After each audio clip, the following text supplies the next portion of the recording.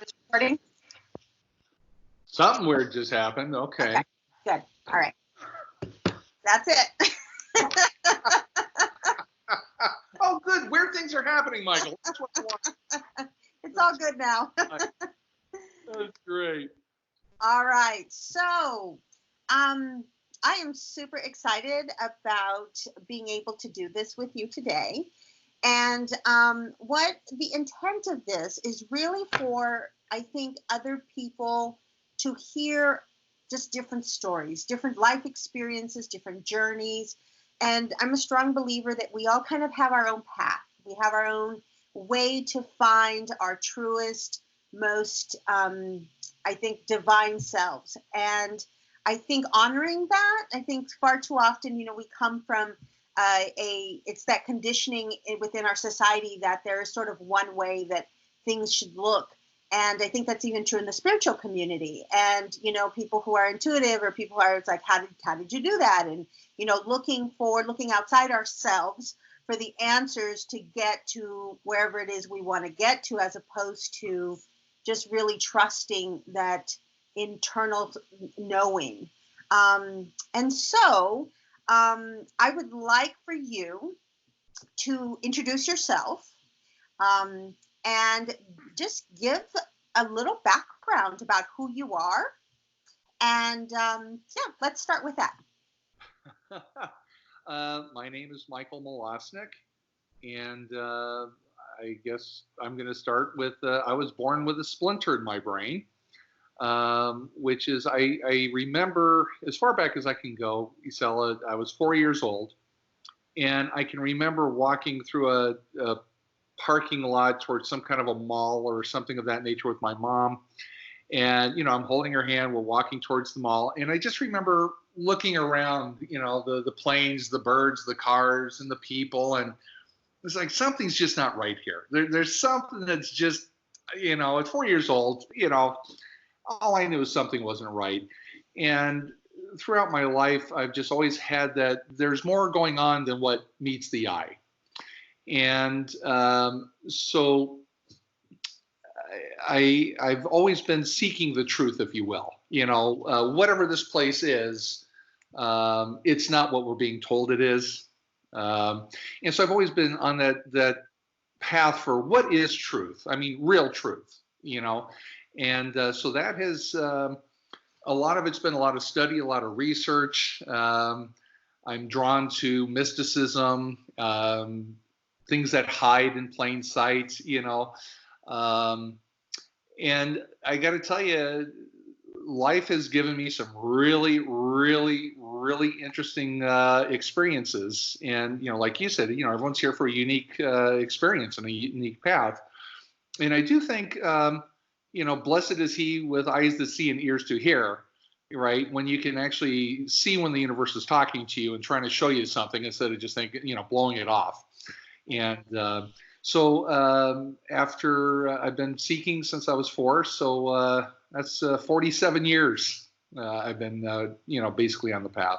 But it really started when I was age 12, when I first was introduced to numerology. And numerology then led to tarot. And in fact, just a funny quick one. When I was a young kid, 6 years old, I became obsessed with the band Kiss. And I'm a musician, I play guitar, so that all makes sense. But I loved Kiss to such a degree that I would just listen to the records all day long, every day, and it drove my parents nuts, right? Sure, yeah. They were more of the Nat King Cole type of era, and all of a sudden they got God of Thunder rolling out of my room, right? They weren't too happy. Well, anyway, Father used to steal my records and hide them. And I can remember living in Dayton, Ohio in a 2-story house, and I would go nuts searching for my Kiss records. Where are my Kiss records? And I'd look everywhere. And I remember in his office on the 2nd floor, there was a door to an attic. And I was so desperate, I went looking through the attic for my Kiss records. And I came across this box. There's a black box with kind of a bluish purple ghost on top of it. and it had a real strange writing, and it said OUIJA. Oh my goodness. Well, I'm 6 years old looking for my KISS records, and I come across, right? This is a 1972 Wow. board, right? Yeah. And I've always been given, I think, I've told you this before, I've always been given to the darkness, and my father raised me with monster movies. I'm sure that's tainted me for life. But I remember getting that thing, and I was like, the heck with the KISS records, this is cool, right? Right. And then I take it to my room, and the next thing you know, mom's checking on me. What are you doing in there? She sees the Ouija board. Oh, Jesus, God, put that thing down. Oh wow. So anyway, I mean, I would just say I have just always been searching for the truth, and just very unique, odd situations. So like when you were saying, roughly a 45-minute interview, 2 or 3 stories or something along that line. I got to tell you, Isela, I'm sitting here thinking, my God. I mean, I could go on. And so it really took me a while to kind of pick 3, because you wanted stories that taught me something, that was a lesson that I took away from it. Right. So I've got 3 that were very big. I mean, there's a lot more, but I picked 3 based on your recommendation that I could give a definite, hey, here was the message. Here's the takeaway for me. So. Yeah, well, go for it. Oh, you want me to start? Okay. Sure, why not? We're already there. Okay, so the first one, this is a good one. So I've been selling insurance since 1992. I was 23 when I got into it. And so I want to be careful not to use the insurance company name. So if I do accidentally say it, please do bleep it out. I don't want them coming after me. Yeah. But anyway, it was a ginormous insurance company, and they had a government section or company and a commercial. So ultimately I wound up administering a high risk pool for access for this company. And then on the second story was their commercial. That's where they did all their large group and Medicare and individual and all that stuff. Well, anyway, on the high risk pool side of it, through Access, they wanted to get out of the program. They were losing a lot of money. It was very unpopular. We were always asking the legislature for bailouts. And so they wanted to get out of the program. Well, at the same time, I wanted to start being an independent broker and start my own business and selling insurance. So long story short on that, the chief financial officer for this huge insurance company goes to my boss and says, look, we know Michael wants to start his own insurance brokerage, and we want to get out of this program. So we need to get our enrollment numbers down to such a level that we can get out of this contract with Access. So they made me an incredible deal. They said, look, they told my boss, cut Michael's hours to 20 hours per week, take away his commission for selling our high risk pool, increase his salary to as much as you can pay him, and let him work any 20 hours a week he wants. Wow. Right? Yeah. Wow. Wow. Yeah. And they said the deal is Michael needs to sell any insurance company but us.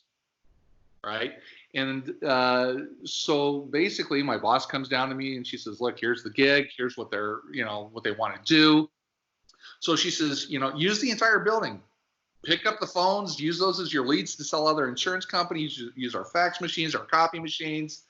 Make this your office. All we ask is that you sell any other insurance company but us. So anyway, and I was roughly in my early 30s around here. This is around 2000 1999.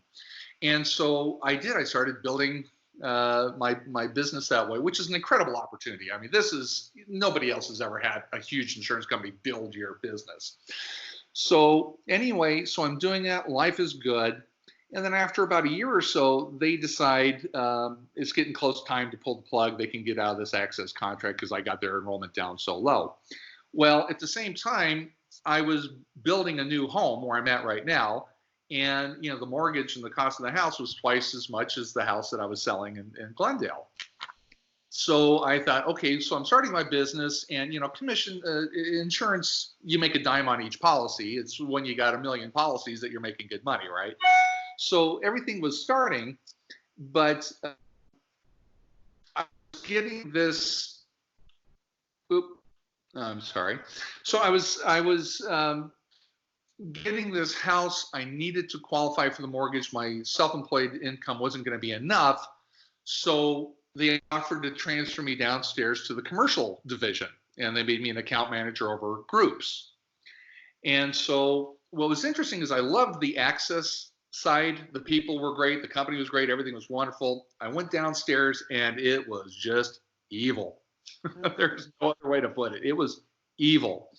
And it took a huge toll on my health. The things that they did, the things that were happening were just, one of those like, what? Really? What do you mean? What? This makes no sense. Well, anyway, so I suffered tremendously after I left upstairs to go downstairs, only so that I'd have an income to close on this new house that I was building. Well, the long story short on that is one Friday at 3 o'clock, I was called into the vice president's office.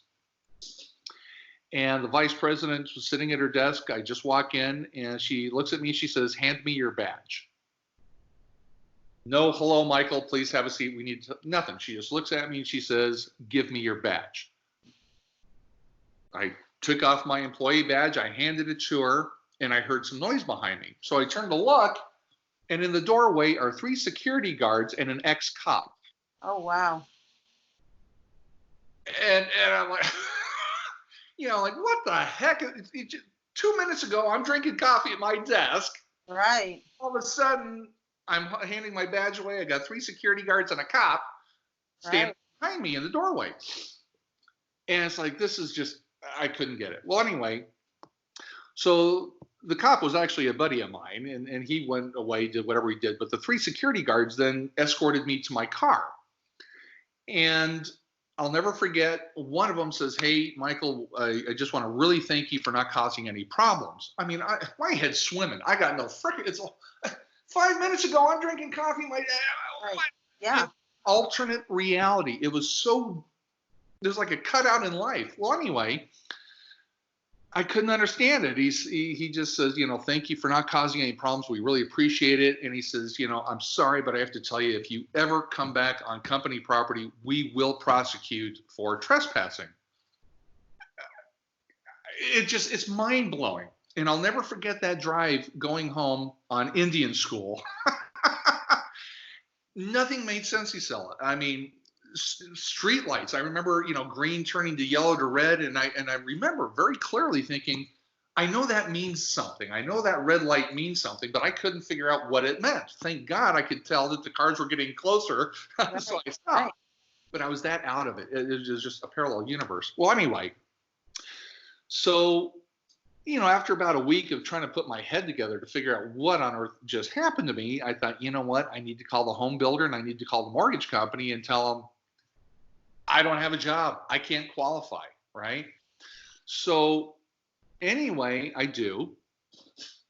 And the mortgage company says, "Well, just tell us you make enough money for the mortgage and everything will be fine."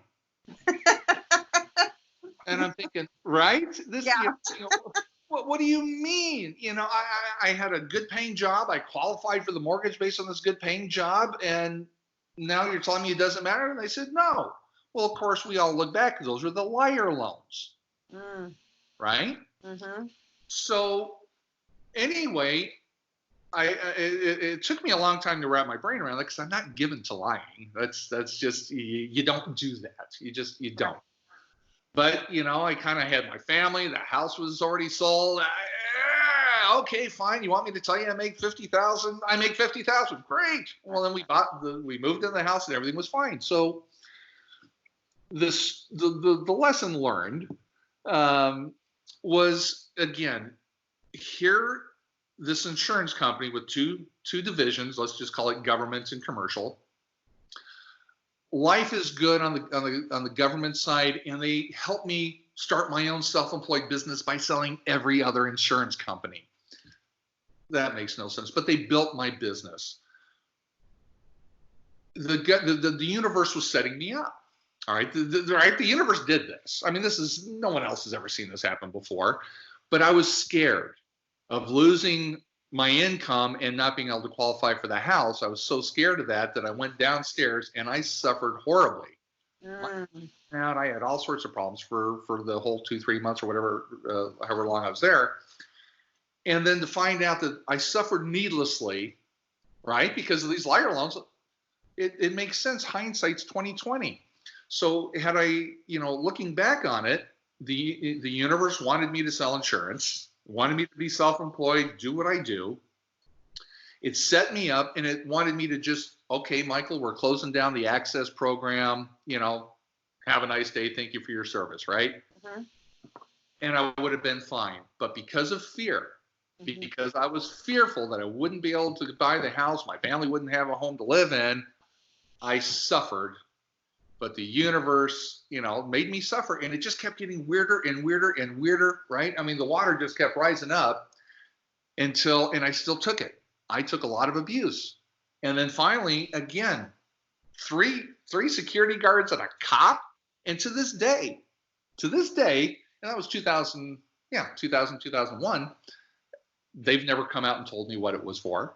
I mean, it was just, it was just, again, so the universe was doing this. So the universe set me up to do what I'm doing, and it wanted me to continue. I had to have faith.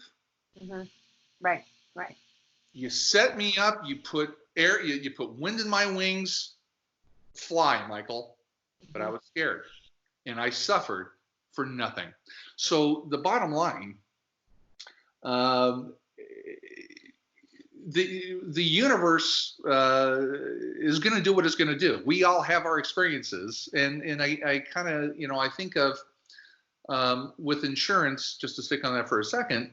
I've done this now for almost 30 years. And although I'm sure you and everyone else thinks, oh, selling insurance is really exciting. Wow, that's a great life. Oh, yeah, I'm thinking that. Wow, international intrigue, saying deductible and supplements. Not as exciting as you might think. And so I've tried to get out over 30 years. That's a long time. I've tried at different times. I've tried to get out. And the universe won't let me. I have this firm belief, maybe it's Midwestern values, if you will. But as long as people are on the books and they're paying premium, I can't walk away from them. I can't not return their emails, not return their phone calls, right? So even though I've tried to get out 3 or 4 times, I always made far more money with the insurance than whatever else I was doing. I kept getting referrals, even though I didn't want them. And so it's really shown me we're put here for a reason. Mm-hmm. Apparently, I pissed somebody off in a past life because I am meant here to sell insurance. I'm supposed to sell insurance, and a lot of it. Yeah. And so, anyway, that was kind of that's one story because again, it was just so surreal what happened with this insurance company on so many levels. And so really, we're put here for a reason. The universe wants us to do something. So whatever it is that the universe wants us to do is going to happen. And whatever doesn't happen isn't supposed to happen. Right. And a related note to that is and I appreciate your coming to see my last presentation with Heather's group. Thank you very much. That's my passion, right? It's not selling insurance. I love this stuff. And I really want to get out and do more. And I've just really encountered a lot of, I'm not going to say resistance, but a lot of things that I think I should be able to go through or achieve, I just haven't been able to do. And that really frustrates me. And so I went to a buddy of mine who's a shaman, and I've done ayahuasca journeys with him. Mm-hmm. But I went on this one particular ayahuasca journey, and as if you're familiar with that, you go with an intention. You go there to ask Mother Earth, Gaia, right? Why is this, or how is that, or whatever, and then she shows you. Mm-hmm. Well, my intention for that particular ayahuasca journey was, why can't I get through this? Why can't I move forward? Why am I not? And it's not necessarily so much other people, it's myself. I'm not figuring it out, right? And, the interesting thing was, the mother the mother just said the same thing over and over for hours. It was like a broken loop tape or something. She just kept coming to me. I could see her, like her hands on her chest like this and coming forward. Do you want to take a guess what the one word is that she told me over and over and over again? Trust. Surrender. Oh, yes. That would have been my next one. I think that is the number one. I think that's our ultimate goal, is just to learn to surrender completely. Go with the flow. Yep. Just surrender. Yep. And I'll tell you on that note, I'm glad that resonates with you. I wasn't planning on talking on this one. I'll make this real quick. But there was a period, and this was a 5-day period, another one of these surreal, just what the hell's going on here? I mean, this is the Twilight Zone on steroids. There was a period of a week. I won't forget any of these. But the universe put me in a box. I couldn't work. I couldn't play guitar. I couldn't read. I couldn't surf the internet. I couldn't even kill zombies. And I'm really good at killing zombies, right? I couldn't hold a controller and kill a zombie to save my life. And it put me in bed. It was like, I can't do anything. I didn't even eat. I lost a lot of weight. I couldn't even figure out how to cook. Mm-hmm. And again, it's one of these things where you realize there's something much bigger than you going on here. Right. We think we're in charge. Right. You want to talk about an illusion. Mm-hmm. And it basically, it got me to the point where, I finally, I fought it. I fought it with everything I had. Mm-hmm. I didn't come close to making a nudge. And finally, I just, it's like, all right, you got me. You got me. What do you want? Right. Yep. And I laid in bed for that week, and just different things came to me from different perspectives, different ways of seeing things, different levels of understanding of different things. It was the freakiest damn. I mean, my head was just melted. Seeing things through other people's eyes and seeing the other side of things and seeing the cause and effect of things. And you can kind of get it. I mean, because I was definitely a different person when I came out of that, I assure you. But, that's how the universe works. We're not, and again, it gets back to that surrender. The Buddha, says resistance is suffering. Mm-hmm. Is he not right on or what? Yeah. Go with the flow. So just those two stories real quick really showed me that. It reminds me of the song by Kansas, All We Are Is Dust in the Wind. Mm-hmm. And is that true? Yeah. Whatever's going to happen is going to happen. We think we're in control. We're not. Yeah, I call those the whispers of the universe.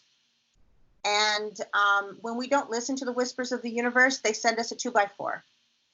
And yeah, so many years ago, I was probably in my, I would say, late 20s. I made a decision with the universe before I even knew what I was doing.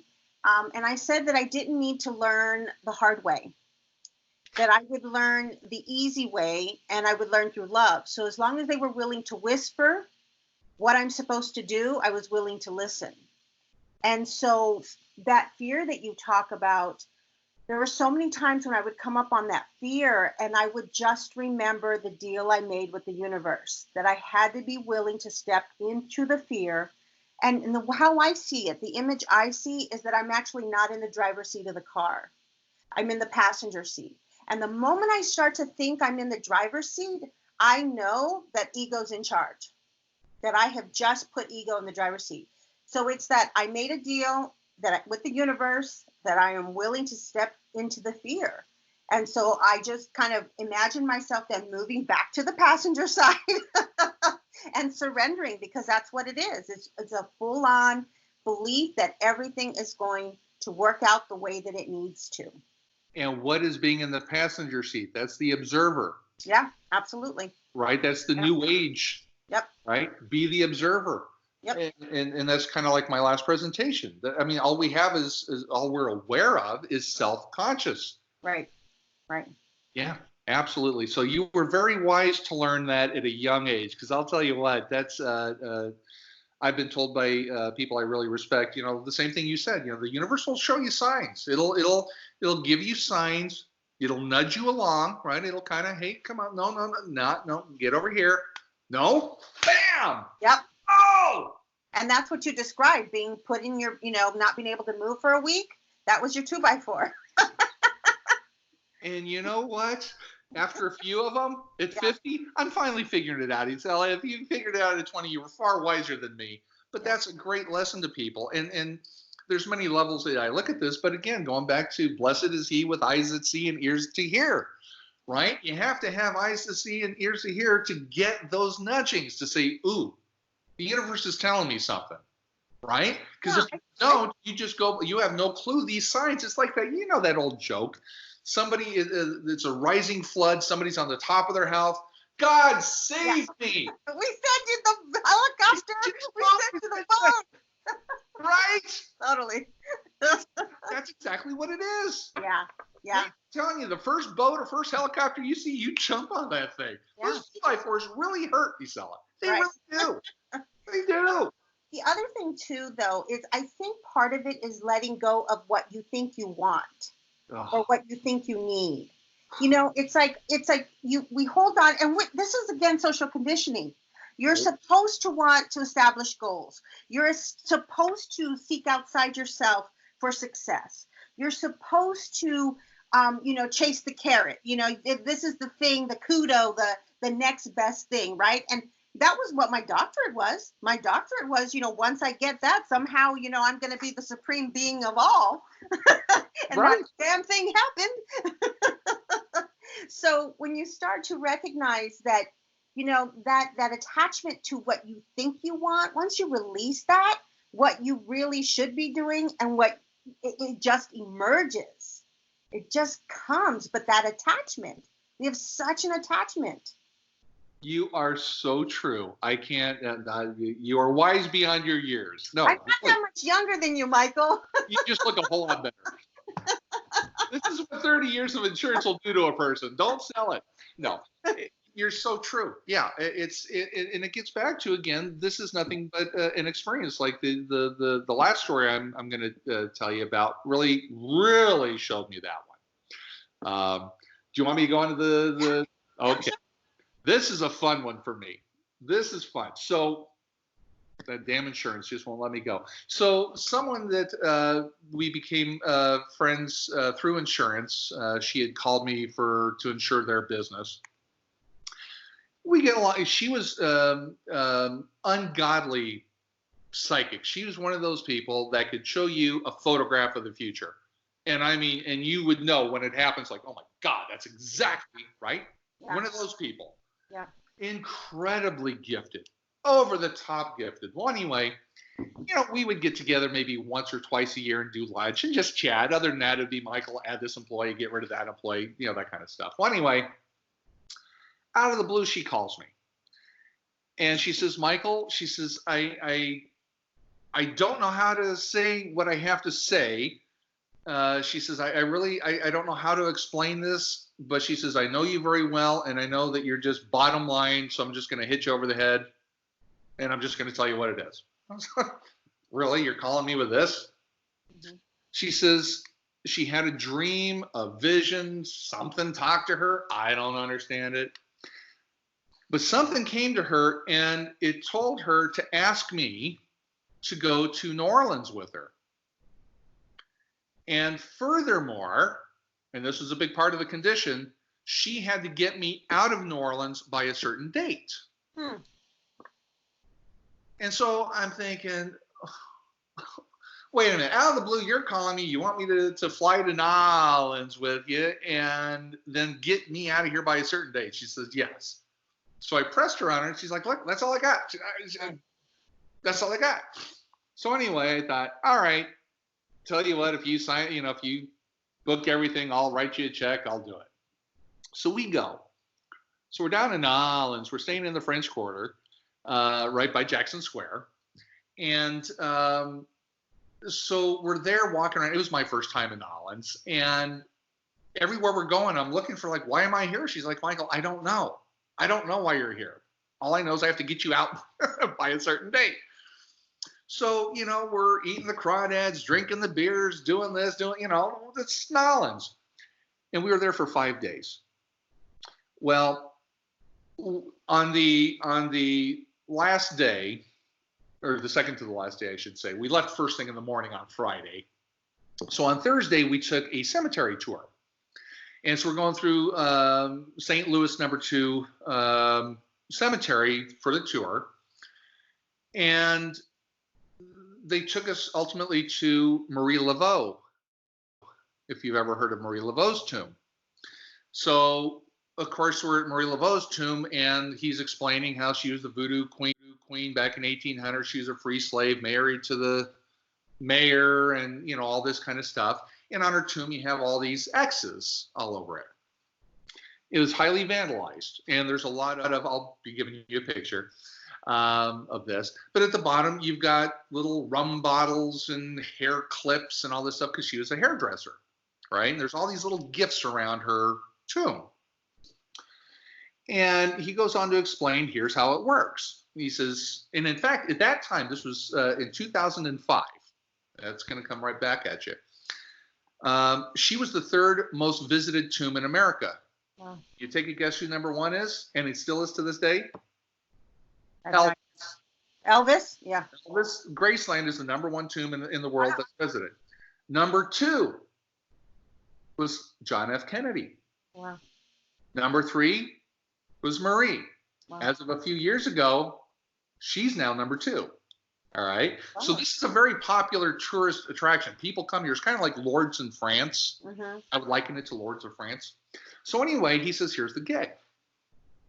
People come here from all over the world to ask Marie for whatever it is that they're looking for or that they want.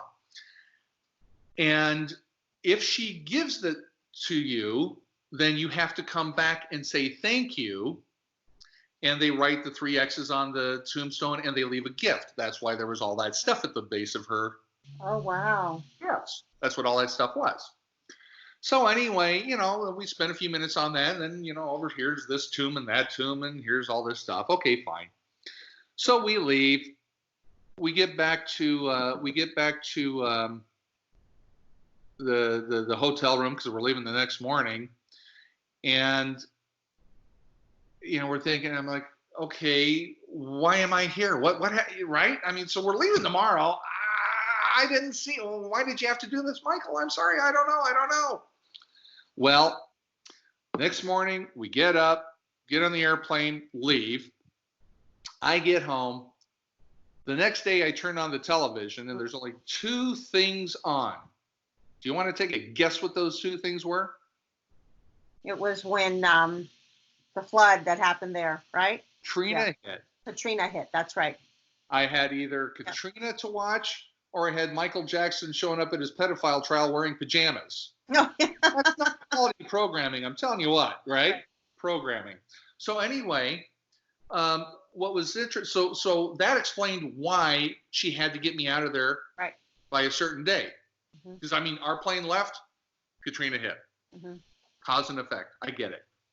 Well, after the tour, we thought about it, and I should have inserted this earlier, but we went back and I thought, you know what? Why don't we try this thing? Why don't we ask her for something, right? Well, I had just divorced my wife maybe about a year or 2 before, and she could suck the fun out of anything. I mean, she was the anti-fun. Don't eat so much. Don't drink so much. You're smiling too much. Right? I mean, she just sucked the life out of me and everybody else. Oh, she was horrific. And so I thought, and after I divorced her, I just concentrated all my time on building my business, right? And I said, I'd really want a girlfriend. So I asked Marie for a girlfriend, and talk about words that come back to haunt you. I remember as clear as yesterday saying, all I want is fun. All I want is just give me a fun girl. I want a fun girl. Just all I want is fun. So be careful what you ask for, right? You're going to the end of the story. So yes, and that's a good one there. So anyway, 3 months later, I met this girl who was over the top fun. I'm talking, again, it's one of those, are you real type of thing. I mean, she was just out there. Oh my God, did we have fun. But that's all she was. There was no depth. I mean, she was, well, she was like 7 years older than me. So she was, in her mid to late, she was about 45 at the time, some of thereabouts. And I mean, I swear she was almost, still watching Sesame Street and Fox News. Well, I don't want news. That's serious. Or you couldn't have any political content. Nothing. It was to her, it was sunbathing and Bud Light. That was her. Well, anyway, long story short, that leads into another story. But we'll just say, so that was the end of her after 3 months. I could only take so much of that. So then I've gone back every year. So this is a lot of times I've gone and asked Marie for stuff. And every single time I get it. All right. Wow. And so here's the big story. It's really interesting, and I haven't figured this out, but I always get what I ask for in 3 months. Wow. There's something about 3. I don't know if it's the number 3, right? The Trinity, or however that works, but it's 3 months with her. And whenever she does it, it's over the top. There's no, well, I wonder if, no. You know exactly where this person or this thing came from. So anyway, I've had a long-standing dream, I always wanted to, because I started in insurance the way I did, I've always had one foot in the government and the public health and the hospitals, and then one foot in the commercial insurance, right? So I'm kind of unique. I've got a different perspective. And from the government, they've always been, we need to drive down the uninsured numbers. We have to get more people covered. We have to get these numbers down. Well, then you look at the insurance brokers, they want to do nothing more than sell insurance all day long and make money. Mm-hmm. So I'm thinking, well, is this one of those peanut butter and jelly things, or did you stick your chocolate in my peanut butter, right? It makes sense. Mm-hmm. So I always thought, because I've got very dear friends in very high places all over the place, and they get it and they agreed with me. It's like, but how's this, Michael? It's not going to work, right? I kept hearing that for years from him. So anyway, I asked Marie. I said, Marie, help me bring the federal government and the insurance brokers together to achieve this end, right? So, of course, 3 months comes, and I'm like, all right, where's my stuff? Where is it? Nothing. The next year came, and I'd asked for other stuff, and I got it. Nothing. Third year came, nothing. I'm like, God, Marie, everything I asked for, I get in 3 months. Where is this? So I talked to my friend, the extreme psychic that brought me down to her in the first place. She says, Michael, you got to realize that's a big ask. She says, you're not asking for a girlfriend. You're not asking for a car. You're asking to bring the federal government. Right. Right. Well, in that 4th year, something very large happened called Obamacare. Mm-hmm. It passed in 2010. Well, around 2013, the government started creating their own insurance companies. You might remember they called them co-ops, health cooperatives, nonprofit health cooperatives, right? So lo and behold, I get a phone call one day from this woman. I won't use names, but anyway, she says, hey, Michael, I'm so-and-so, and I, with Obamacare, they've created these new insurance companies. Yes, she says, I'm the new president. I'm the one building the insurance company for Arizona. Oh, cool. Mm-hmm. She says, everywhere I go, she says, I go to hospitals, I go to Access, I go here, I go there. She says, your name pops up everywhere I go. But, and to a degree, I wasn't surprised because I am well known. Not necessarily well liked, but well known. I had to throw that in there for fun. But nonetheless, I wasn't that surprised that my name kept coming up. Well, anyway, she says, is there any way I can buy you dinner and we can just kind of talk about this? Sure. So I meet her for dinner. She brings her chief financial officer, or COO with her. We had dinner.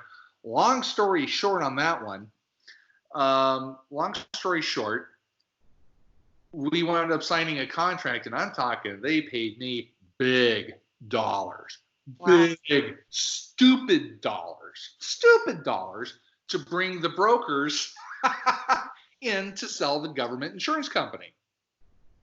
Wow. You tell me that wasn't Marie. Right? Mm-hmm. And so it's happened over and over and over. And so I'm going to kind of start wrapping up this story with this one. So a few years back, I was getting ready to go to Nolans. It was the same thing every year. I go down, and I like to go down around February to May, because that's when crawdads are in season. Mm-hmm. Oh, I love those crawdads. Oh. So anyway, I remember every year before I go down, I spend a couple of weeks just thinking, it's like, ooh, what do I want to ask Marie for? What do I want? What do I want? And it's just like a kid knowing that Christmas is coming up. Ooh, what am I going to ask Santa Claus for? It's exactly the same thing. And so anyway, I'll never forget, I've got a big swing set out in my front yard. Everybody loves this thing, but I'm sitting out on my swing set one day, just sitting in the sun. It was a beautiful day. And I'm just thinking, ooh, what am I going to ask Marie for? I'm leaving on Monday. I was like, what am I going to ask her for? What am I going to ask her for? And I see the post office truck drive by. I thought, you know what? I'll go get my mail real quick. Well, so I go to the mail, and in there is my monthly mystery school lesson. I'm like, oh, I love my mystery school. So anyway, I should have prefaced this before. The girlfriend that was all fun, that wound up ending horribly. The government deal was one of the most painful, horrific experiences I've ever had. And there were a few other things that I got that just, oh God, they were terrible. I should have said that earlier. Okay. I got what I wanted. Right. It was horrible in the end. Right. Okay.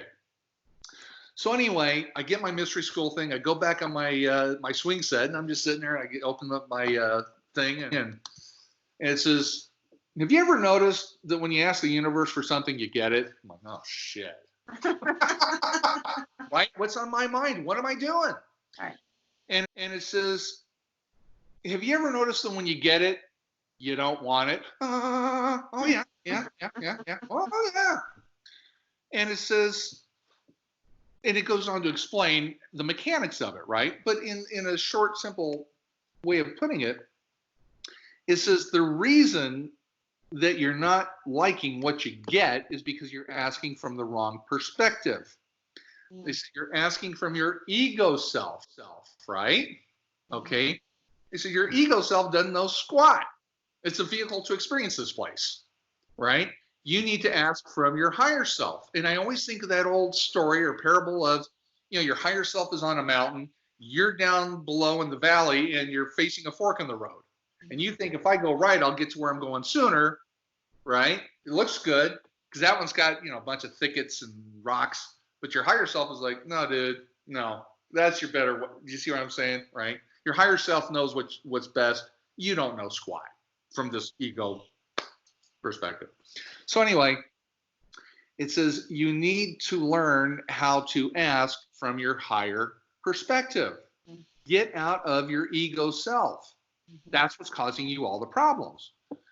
And I thought, my God, this makes perfect sense. Every time I go and ask Marie, I get it. And then it just ends painfully, horrifically bad. Mm-hmm.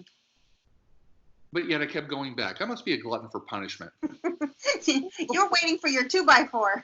Oh, no, I got big 2x4s after every one of them. In the interest of time, I'm just not telling you about them. So anyway, so I thought, okay, so I'm getting ready to go down. And so I think about the mystery school lesson. I'm like, all right, I got it. All right, so I get it. So I go down, and I saw Marie.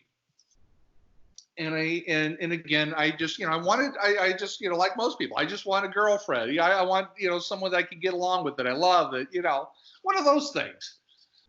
And so this time, instead of saying, well, I want a Zeta Jones lookalike, or, the kind of ego stuff, right? Mm-hmm. I said, you give me who you think is right for me.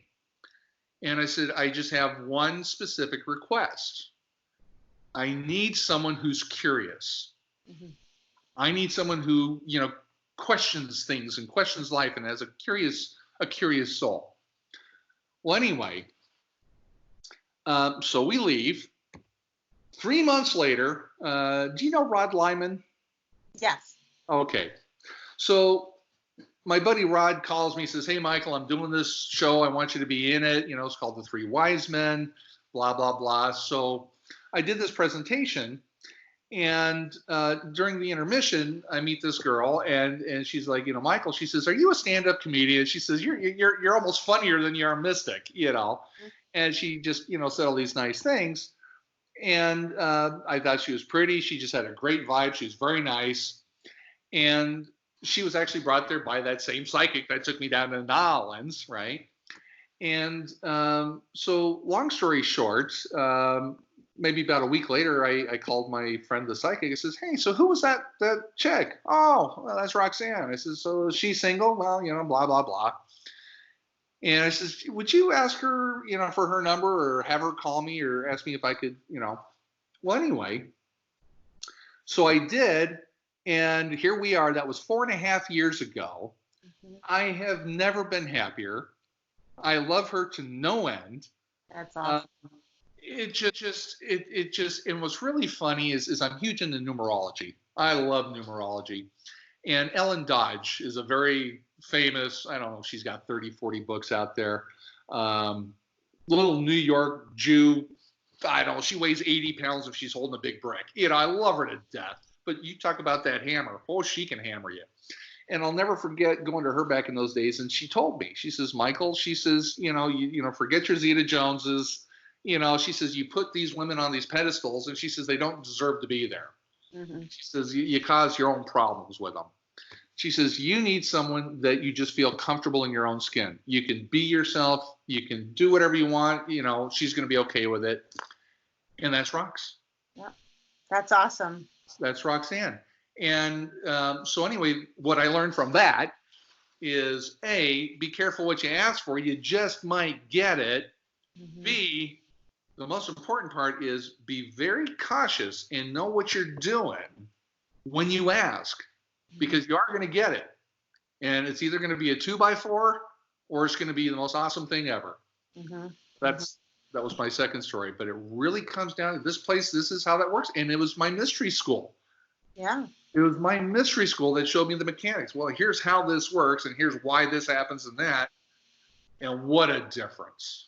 Yeah, absolutely. I think, there's so much around manifesting. And I think such an important part of that is you call the higher self. I call it too, but I also call it the oversoul. Sure. So it's like that knowing and learning to tap into it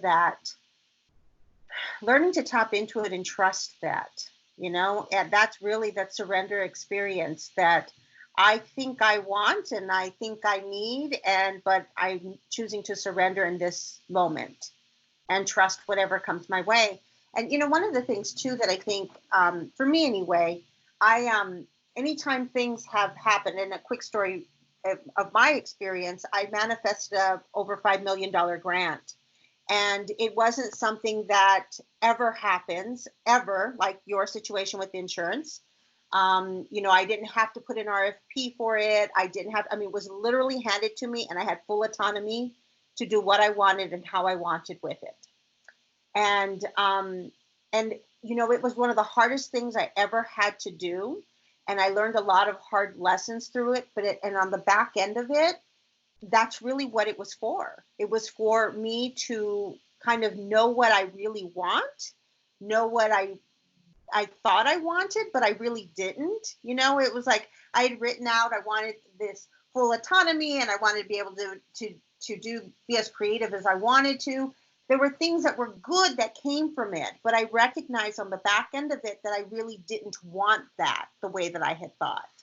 But I'm very thankful for that experience, because had I not had that experience, I would have kept wishing for it. So it was good that it presented itself to me. I got to move through the experience and learn from that. Absolutely. Yeah. And just like you said there, the experience. And in a bigger sense, that's all this is. I mean, that's really what this Yeah. place is. And Yep. my last story really nailed that one home. But isn't that nice where you had eyes that see Hmm. to see it for what it was? Yep. You Absolutely. learned, you grew, and Yep. life is better now because of it. Yeah. Absolutely. So, what would you say then?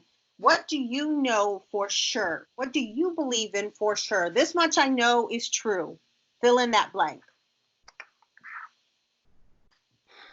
Never eat hot wings and go straight to bed. Yeah, that's a bad idea. That is acid reflux waiting to happen. I'm telling you right now. No.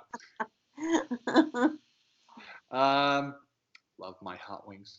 As far as that last story, I'm going to tell you there is a mechanics to this place. There is a way that it works. Hmm. Kind of like my presentation that you saw, right? And that was largely based on the mystery schools and the occultists. There is a rhyme or reason. There is a way or a mechanics, if you will, of how this place works. And I think you really need to find some way of understanding it so that you can use it and get in the flow of it.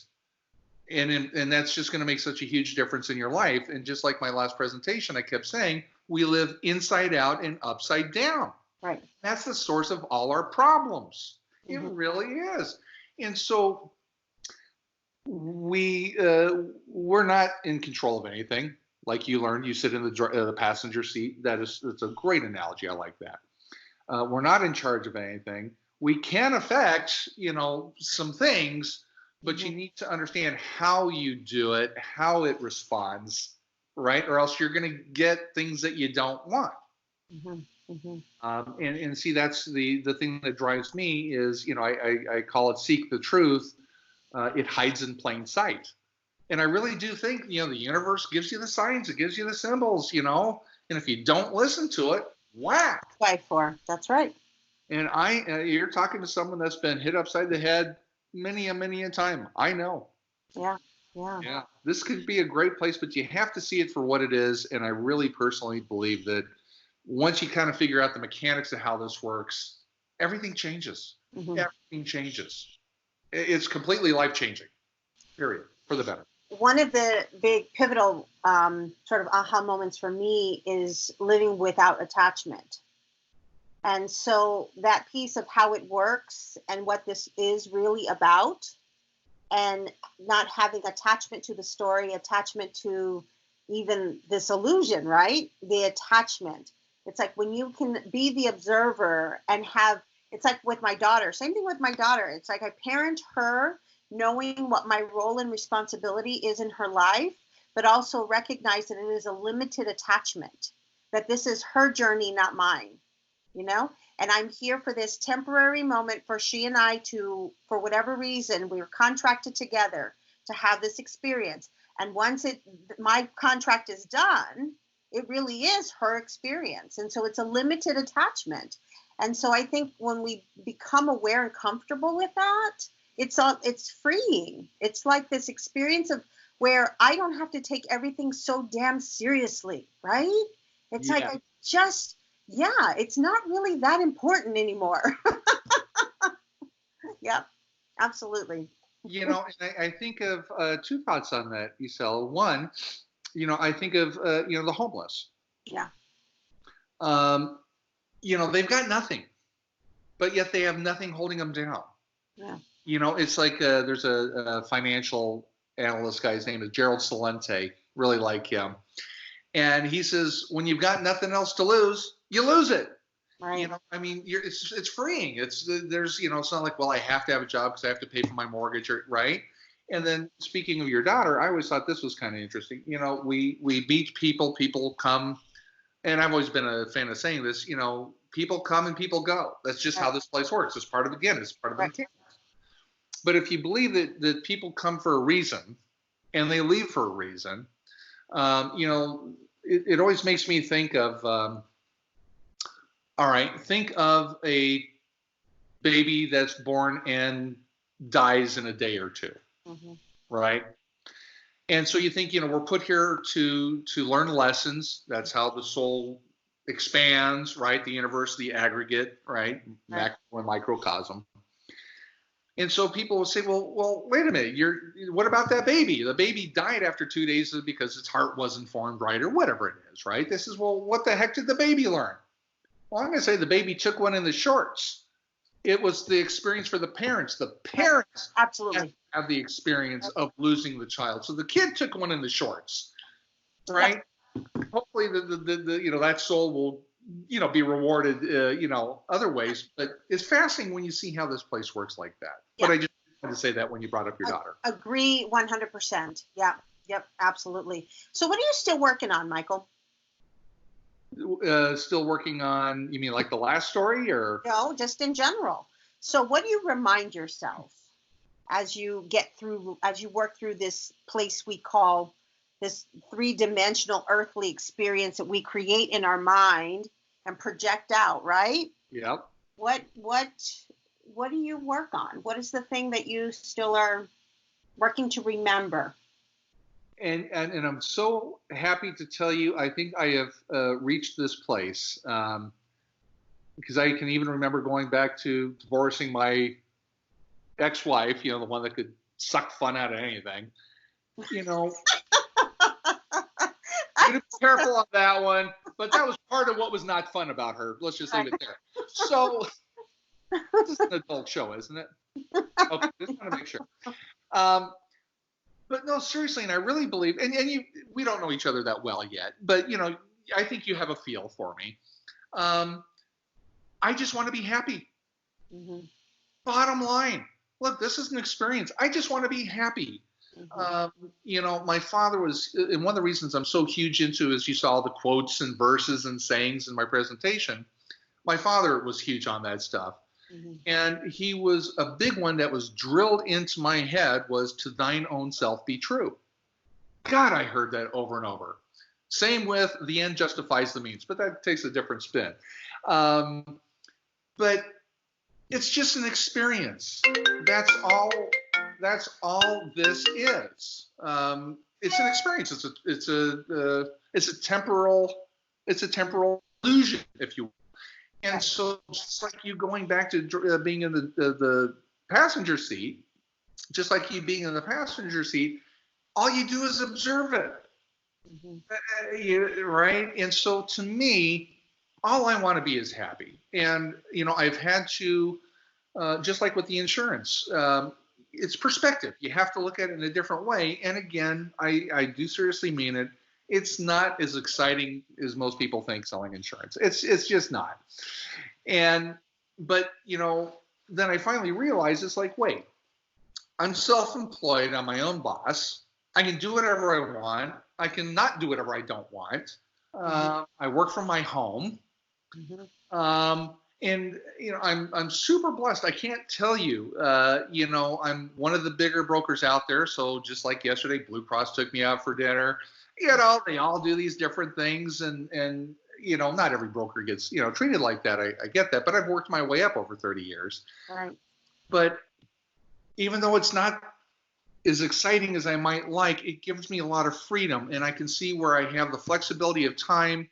My bills are more than paid. I'm truly blessed. So that allows me to go off and do whatever I want for fun. And that's my metaphysical thing. So just like the presentation, God, I love that. That makes me happy, And so I really think, it all comes down to your way of thinking of things, of looking at things and perceiving things. Mm-hmm. Mm-hmm. And I think, once you get this place, and this is just me, I'm a Libra. I'm an air sign. In numerology, my life path is a 22, so that you'll see you're as above, so below. You'll see, but my numerology is riddled in sevens. I am sevens like you wouldn't believe. To someone that knows numerology, that's no surprise. That's analysis, understanding, and thinking, right? It's understanding stuff. And so I've really, I've gone through that process, and I know I'm the anti of most of the spiritual people, right? Like I say, I'm not the puppy dogs and the rainbows and the loves and the unicorns. And not that there's a problem with that. That's just not me. I'm more the logic, reasoning, what's logical? Let's, A equals B equals C type of thing. And so I've had to experience and learn this place through my head.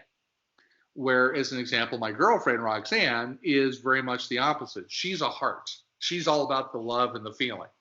Well, you see why we might, right, be together. Absolutely. Right.